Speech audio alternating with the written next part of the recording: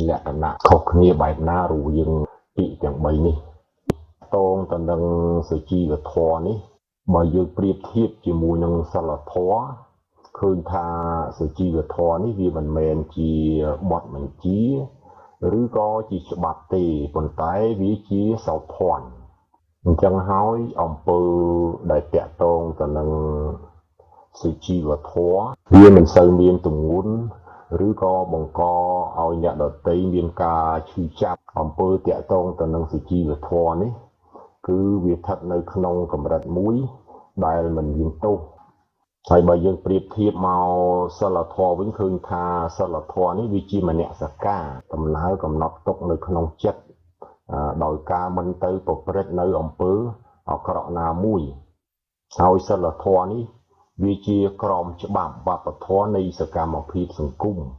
ដែលវាខុសពីសុជីវធម៌អញ្ចឹងអំពើ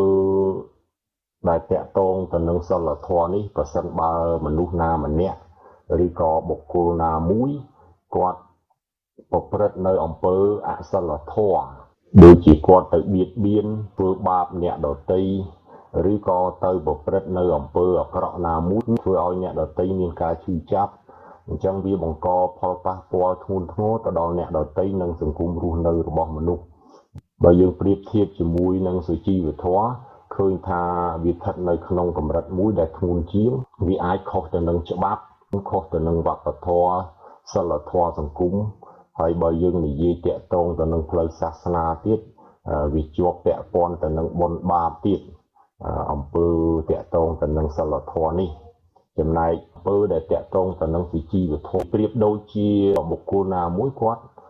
សម្ដែងបង្ហាញនៅចំពោះមុខអ្នកដទៃអញ្ចឹងប្រសិនបើគាត់សម្ដែងបង្ហាញបានល្អមានសុជីវធម៌ល្អអញ្ចឹងគាត់ទទួលបាននៅការកោតសរសើរបាទការឲ្យតម្លៃនិងការលើកទឹកចិត្តពីអ្នកដទៃចេះគោរពគួរសមចំពោះអ្នកដទៃវាធ្វើឲ្យអ្នកដទៃនឹងសប្បាយរីករាយពេញចិត្តហើយគាត់ទទួលបាននៅការកោតសរសើរត្រឡប់មកវិញចំណែកឯសិលធម៌យើងមើលឃើញជាទូទៅថាអំពើភាគច្រើនវាជាប់ពាក់ព័ន្ធទៅនឹងច្បាប់ជាប់ពាក់ព័ន្ធទៅនឹងវប្បធម៌សង្គម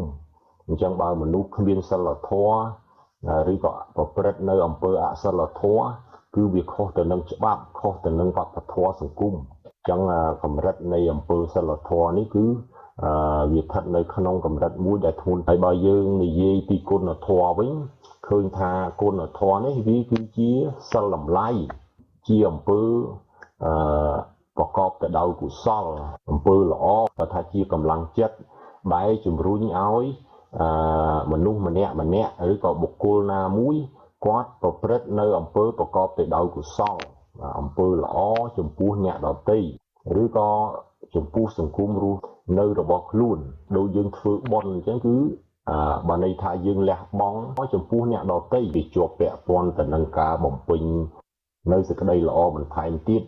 បន្ទាប់ពីសិលធម៌ធ្វើដែលមានប្រយោជន៍ចំពោះអ្នកដទៃនិងសង្គមដែលខ្លួនរស់នៅគុណធម៌នេះវាក្តោបគ្រប់នៅសេចក្តីល្អដែលឫសគល់របស់វាគឺជាប់ពាក់ព័ន្ធទៅនឹងសិលធម៌បាទអញ្ចឹងត្រឡប់មកវិញតាក់ទងទៅនឹងសុជីវធម៌នេះជាវិជ្ជាមួយសម្រាប់អប់រំឲ្យមនុស្សរៀនធ្វើខ្លួនឲ្យសមរម្យទៅតាមទំនៀមទម្លាប់សុជីវធម៌សង្គមបាទជៀសវាងអំពើឆ្គាំឆ្គងចំពោះខ្លួនឯងអ្នកដទៃគ្រួសារនិងសង្គមសុជីវធម៌ជាប់តាក់ទងទៅនឹងការចេះរៀបចំខ្លួនឲ្យបានល្អបាទមានរឹកពីថ្លៃថ្នូរ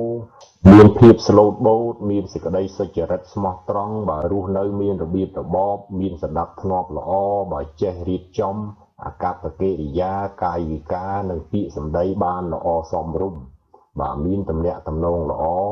ចេះគោរពគួរសមក្នុងការប្រស្រ័យតាក់ទងជាមួយអ្នកដទៃហ្នឹងយើងហៅថាសុជីវធម៌ធ្វើគាត់ធ្វើទៅមើលទៅវាគប់ភ្នែកពាក្យសម្ដីដែលគាត់និយាយទៅវាសមរម្យស្ដាប់ទៅមិនទៅតិចជាមនុស្សដែលមានរបៀបរបបមានសណ្ដាប់ធ្នាប់ល្អរស់នៅមានអនាម័យបាទស្លៀកពាក់សមរម្យចេះសង្រួមកាយវាចាឲ្យបានល្អត្រឹមត្រូវអានោះគឺជាសុជីវធម៌ចំណែកឯសិលធម៌នេះ យើងឃើញថាសំដៅទៅលើការតាំងចិត្តបាទមិនបៀតបៀនអ្នកដទៃឬក៏មិនប្រព្រឹត្តនៅអំពើអាក្រក់ណាមួយដែលខុសទៅនឹងបាបវប្បធម៌សង្គមបាទន័យថាមានសិលធម៌